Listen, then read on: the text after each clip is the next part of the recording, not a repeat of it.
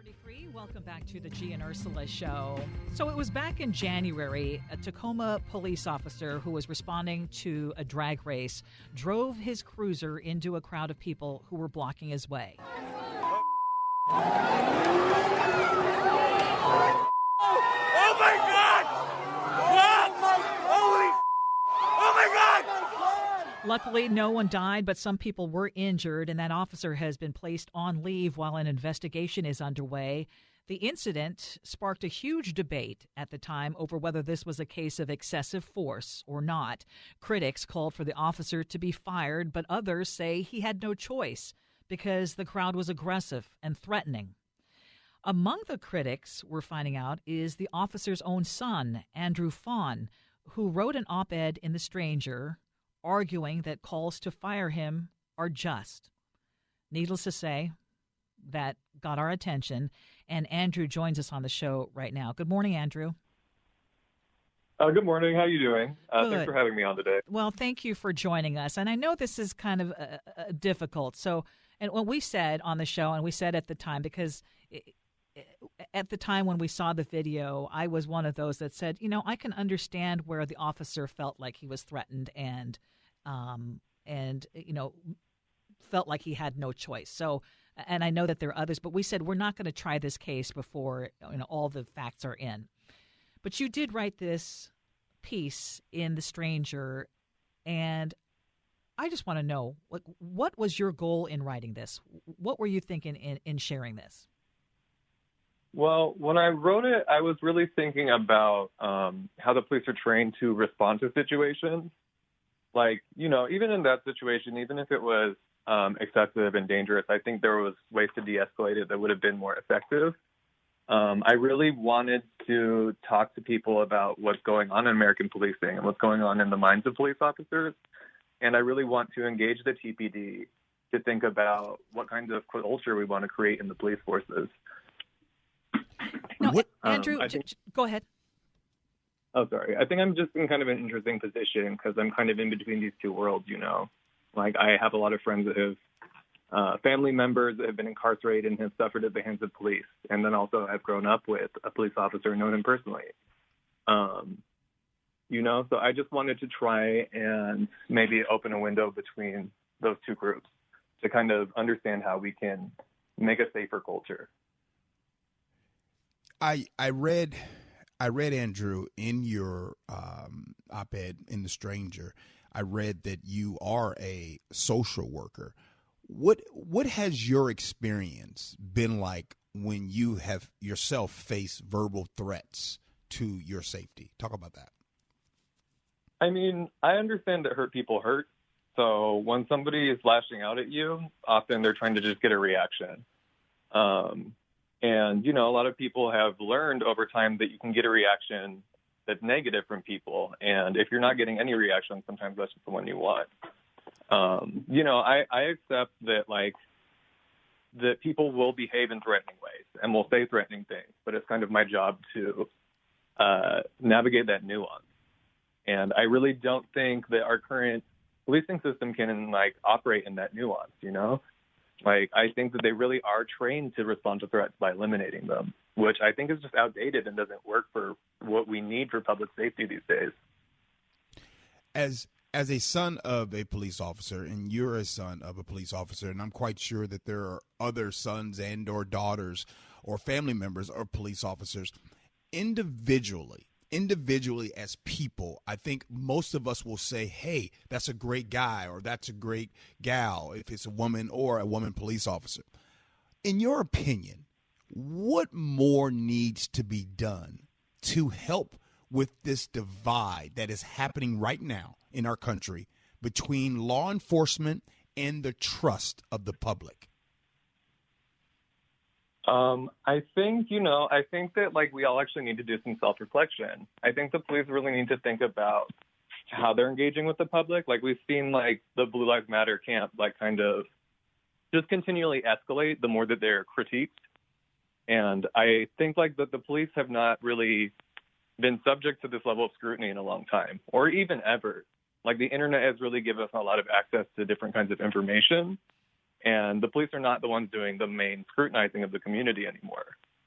So I think, like, the way that they've chosen to respond to this is just by increasing aggression and being defensive, instead of really coming out into the community and addressing these issues and, like, talking about them.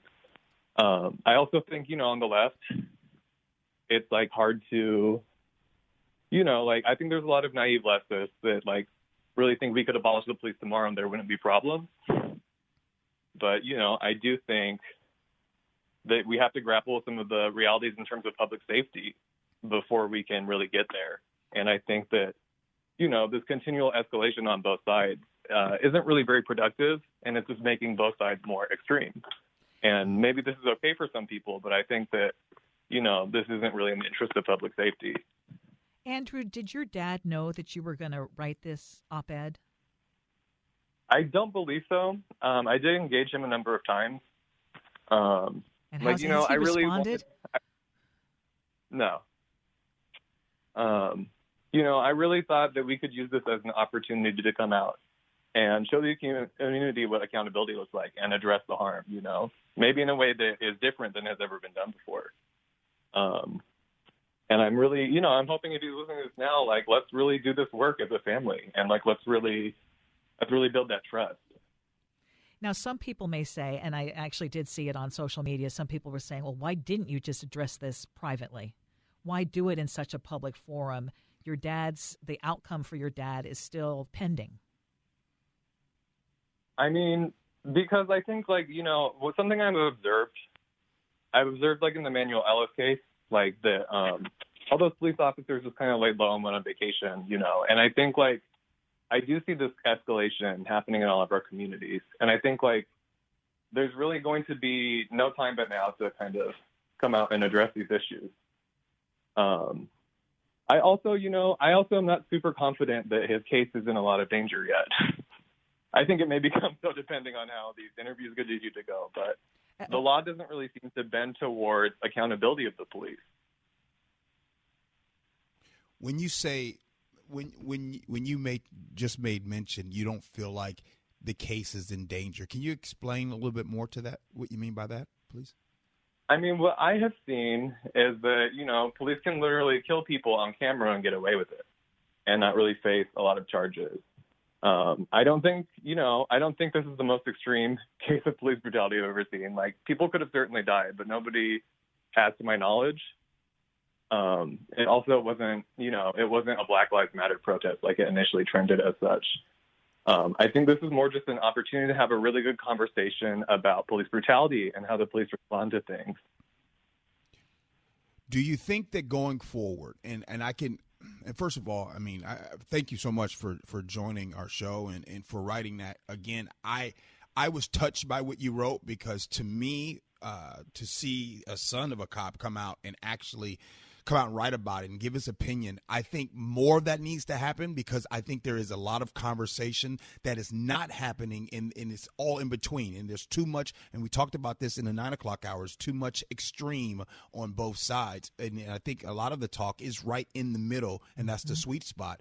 And as we continue to talk about this, do you believe that we are going to get better, or we are getting better now that it's being talked about? Do you believe that we're getting better and trending towards a way to where we can bridge this divide, especially with trust and police agencies? Nationally, not really. I think, like, on the local level, I think we have an opportunity to kind of model what that could look like, which is why I'm pushing for this, because Tacoma CPD is a relatively small department. So if we wanted to create, like, different changes and different systems, we could do it a lot more easily than larger departments.